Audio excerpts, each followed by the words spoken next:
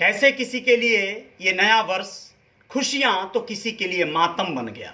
कैसे किसी की जिंदगी में ये नया वर्ष हर्षोल्लास भर देता है तो किसी के लिए जिंदगी भर का गम दे जाता है।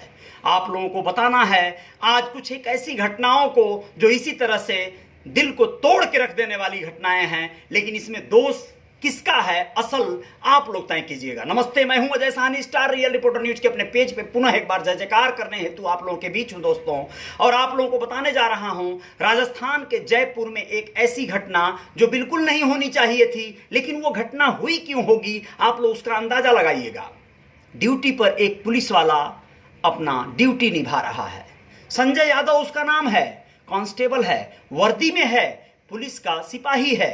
सोचिए आप, पहले तो आप लोगों को बताना बहुत जरूरी है कि आप अपने पुलिस के जवानों का, सेना के जवानों का वाकई दिल से सम्मान कीजिए, क्योंकि ये कुछ एक ऐसे होते हैं जो गलत होते हैं। बाकी लोग अपनी सेवाएं दे रहे होते हैं, ईमानदारी से दे रहे होते हैं। उन्हीं सेवाओं की वजह से हम और आप सुरक्षित हैं, वरना हम सबकी जिंदगियां खतरे से भरी हुई हैं दोस्तों।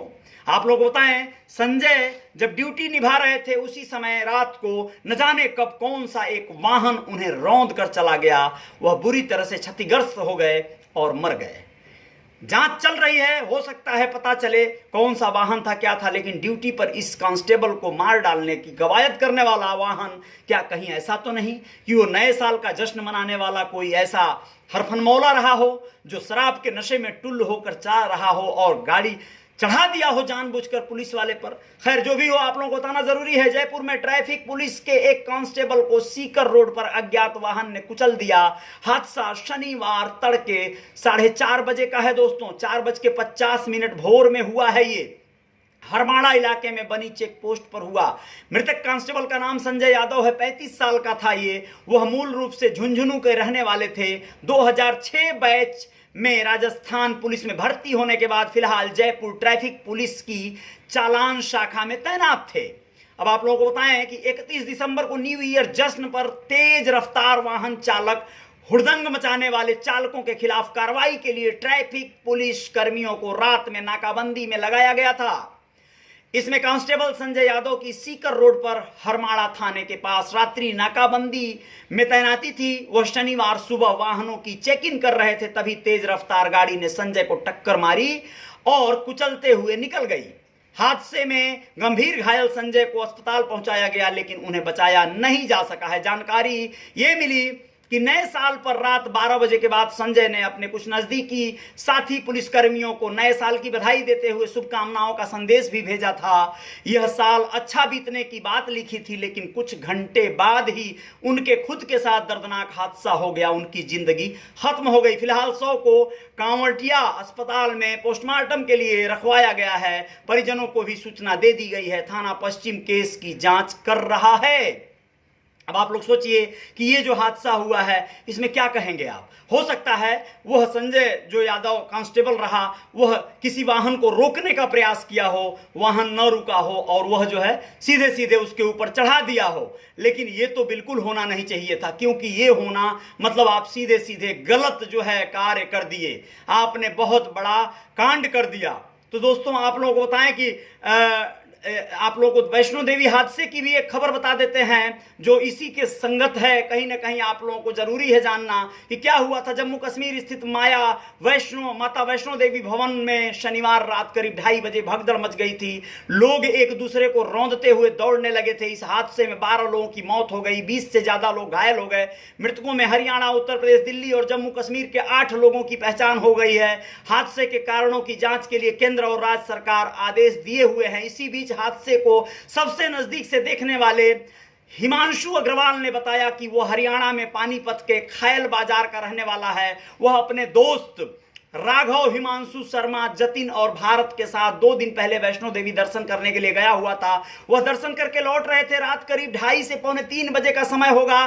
दर्शन करने जाने वाले और दर्शन करके वापस आने वाले सभी लोगों की भीड़ चेक पोस्ट 3 के नजदीक जमा हो गई थी अब यहां से न ही आने का रास्ता बचा था और न ही जाने का रास्ता बचा था, मगर वहां व्यवस्था संभाल रहे सीआरपीएफ जवानों ने बहुत ही गैर जिम्मेदाराना रवैया अपनाया।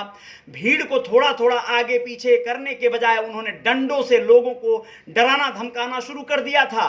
वे डराते धमकाते हुए बोल रहे थे कि किसी वीआईपी को जाना है, उन्हें दर्शन करवाने हैं, रास्ता जल्दी खाली करो। मगर जवानों ने यह नहीं देखा कि वहां मूवमेंट की बिल्कुल भी जगह नहीं थी। फिर भी डर की वजह से लोग यहाँ वहाँ तेजी से आगे पीछे होने लगे।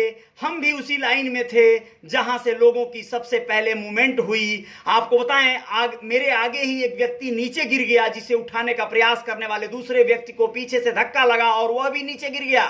नीचे गिरते ही एक के बाद एक वहां पर लोग सीआरपीएफ के डर से भागने और दौड़ने लगे। भगदड़ मच गई, पूरी चारों ओर चीख पुकार। मैं और मेरे दोस्त खंभों पर चढ़ गए, ऐसा वो बताता है। वो चश्मदीद है उस कांड का। करीब 15 मिनट तक वहां भगदड़ का माहौल रहा। इसके बाद मौके पर सीआरपीएफ की और टीमें पहुंची और व्यवस्था अनुसार लोगों को निकालने लगे। कुछ माहौल ठीक होने पर हम खंभों से नीचे उतरे और राहत की सांस ली। सोचिए कितना दर्दनाक मंजर रहा होगा। लोग जब अपने आप को बचाने की कवायद करने लगते हैं, किसी मेला, किसी रैली, किसी ऐसे जनसभा या अन्य जगहों पर, तो वहां पर घटनाएं, दुर्घटनाएं और ज्यादा प्रबल हो जाएंगी, संभावनाएं और बढ़ जाएंगी, मौतों के आंकड़े और बढ़ जाएंगे।